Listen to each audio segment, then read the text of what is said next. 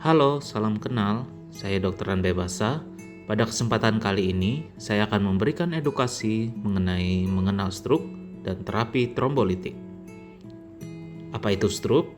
Berdasarkan World Health Organization atau WHO, stroke adalah gangguan fungsi otak yang terjadi secara mendadak, ditandai dengan tanda dan gejala klinis vokal atau global yang berlangsung 24 jam atau lebih, atau dapat menyebabkan kematian yang disebabkan oleh gangguan pembuluh darah otak atau yang disebut dengan lesi vaskular.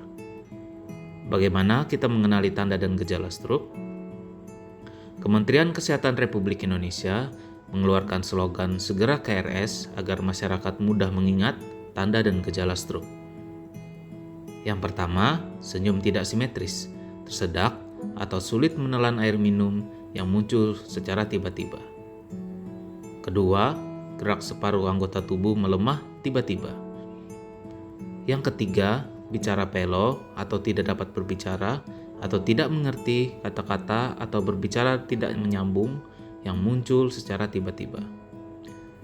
Yang keempat, keluhan kebas atau baal atau kesemutan pada separuh anggota tubuh yang muncul secara tiba-tiba.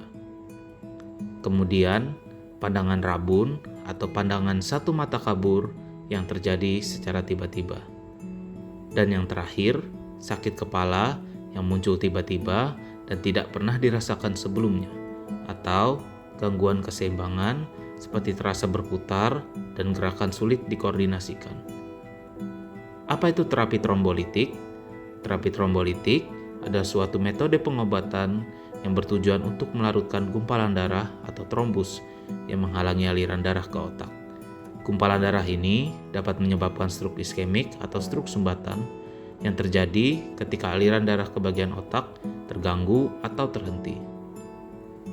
Terapi trombolitik harus diberikan segera, di mana waktu emas atau golden period adalah maksimal 4,5 jam sejak gejala pertama muncul. Semakin cepat diberikan, semakin besar peluang pemulihan dan mencegah kecacatan. Secara sederhana, syarat pasien yang bisa mendapat terapi trombolitik adalah: yang pertama, diagnosis stroke iskemik atau stroke sumbatan dari dokter dan hasil CT scan. Kemudian, gejala muncul kurang dari 4,5 jam.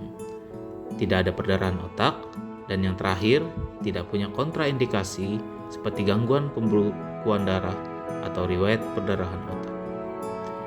Apa efek samping yang dapat terjadi? Yang pertama adalah perdarahan. Obat trombolitik bisa menyebabkan perdarahan internal, terutama jika diberikan pada pasien yang memiliki gangguan pembekuan darah. Kemudian, reaksi alergi.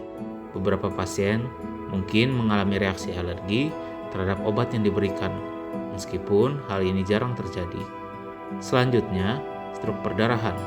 Walau kemungkinannya kecil, sekitar 2%, tapi trombolitik dapat menyebabkan stroke perdarahan yang merupakan komplikasi serius.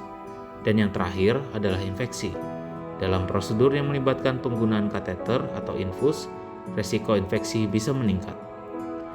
RSUD Dr. Doris Silvanus memiliki dokter spesialis neurologi atau saraf dan tim stroke yang siap memberikan layanan terapi trombolitik 24 jam.